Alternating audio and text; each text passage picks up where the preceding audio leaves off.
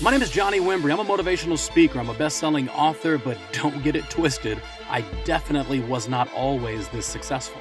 I'm going to share some personal things about my personal life.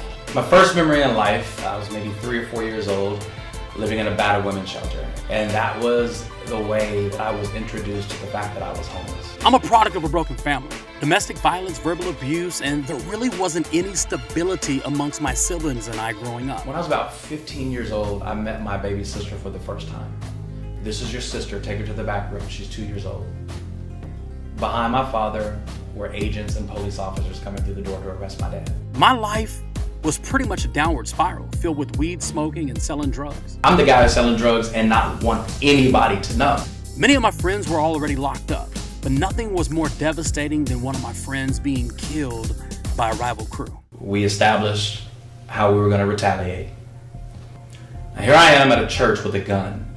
But then the mother of my dead friend began to speak. His mother also goes on to say, I forgive the young man who killed my son. And that was my moment. So here we are, from the hood to doing good, from the street mentality to a business mentality. Just like in the street, I literally hustled my way to become a top salesman at an insurance firm. Well, it's okay to change your life around, but don't change who you are. I wasn't a punk in the street.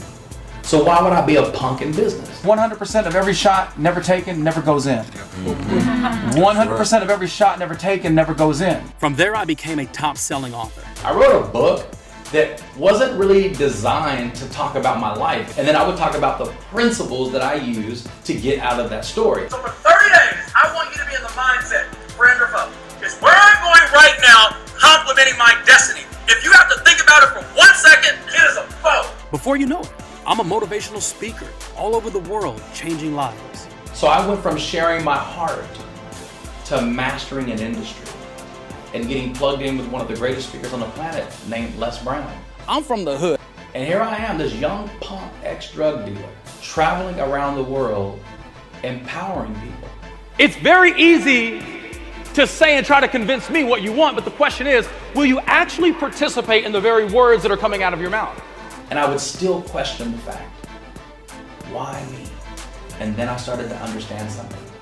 People want to hear from real people.